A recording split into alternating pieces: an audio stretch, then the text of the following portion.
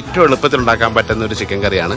ചോറിൻ്റെ കൂടെ ചപ്പാത്തിയുടെ കൂടെ അങ്ങനെയൊക്കെ കഴിക്കാൻ പറ്റും. അപ്പോൾ വെളിച്ചെണ്ണ ഒഴിച്ചിട്ട് കുറച്ച് ചെറിയ ഉള്ളി ഹോളായിട്ട് ഇട്ടിട്ടുണ്ട്. അതിൻ്റെയോടൊപ്പം തന്നെ ഇഞ്ചി, വെളുത്തുള്ളി, സവാള, പച്ചമുളക് ഇട്ടിട്ട് നന്നായിട്ട് വഴറ്റിയതിന് ശേഷം മഞ്ഞപ്പൊടി, മുളക് പൊടി, മല്ലിപ്പൊടി ഇട്ട് അത് സ്ലോ റോസ്റ്റ് ചെയ്തു അതിലേക്ക് കട്ട് ചെയ്ത ചെറിയ പീസ് ചിക്കൻ ഇടുകയാണ്. ഇത് നമ്മുടെ ചിക്കൻ ഇങ്ങനെ നന്നായിട്ട് വരണ്ട് ഇങ്ങനെ വരികയാണ്. പൊട്ടറ്റോയും കൂടി ഇട്ടു. അപ്പോൾ ഇതിനകത്ത് ഇപ്പോഴൊന്നും വെള്ളം ഒഴിക്കില്ല. ചിക്കൻ ഇതിനകത്തിൻ്റെ ജ്യൂസ് ഇറങ്ങുന്ന വരെ ഇതിനെ വരട്ടിക്കൊണ്ടേയിരിക്കും. അപ്പോൾ നമ്മൾ ഇതിനകത്ത് മിക്സ് ചെയ്യാണ്ടിരിക്കാൻ വേണ്ടിയിട്ട് ലേശം തക്കാളി ഇതിൻ്റെ മേലെ മാത്രം ഇട്ട് കൊടുക്കുകയാണ്. ഞാൻ പറഞ്ഞു ഈ തക്കാളി ഇട്ട് ഇളക്കി കഴിഞ്ഞാൽ അത് കുറേ നേരം എടുക്കും മെൽറ്റ് ആവാൻ. പക്ഷേ സ്റ്റീമിലിരുന്ന് കുക്കായിട്ട് ഇളക്കി കഴിഞ്ഞാൽ പെട്ടെന്ന് സ്റ്റീമിനകത്ത് നേരത്തെ പറഞ്ഞില്ല തക്കാളി ഇപ്പോൾ സ്റ്റീമിനകത്ത് കുറച്ച് വെള്ളം ഇറങ്ങി. ഇതിനകത്ത് ഒരു തുള്ളി വെള്ളം നമ്മൾ ഇതുവരെ ഇട്ടിട്ടില്ല. ഫ്രഷ് കറിവേപ്പില കൊണ്ട് ഇട്ടു നന്നായിട്ട് വഴറ്റിയതിന് ശേഷം നമുക്ക് ഇത്തിരി വെള്ളമോടെ ഒഴിച്ച് കുക്കാക്കിയിട്ട് ഉരുളക്കിഴങ്ങ് ഇതിനോടൊപ്പം ഒന്ന് വേവാൻ വേണ്ടിയിട്ട് അടച്ചു വെച്ച് തിളയ്ക്കുമ്പോഴത്തേക്ക് നാം പാലൊഴിച്ചു. അതിലേക്ക് ലേശം കുരുമുളക് പൊടിയും ഗരം മസാലപ്പൊടിയും ചേർക്കും. അതേപോലെ ഒരു വെളിച്ചെണ്ണ ഒഴിച്ച് കടുക് പൊട്ടിച്ച് ചുവന്നുള്ളിയും വത്തൽമുളകും കറിവേപ്പിലിട്ട് താളിക്കുക.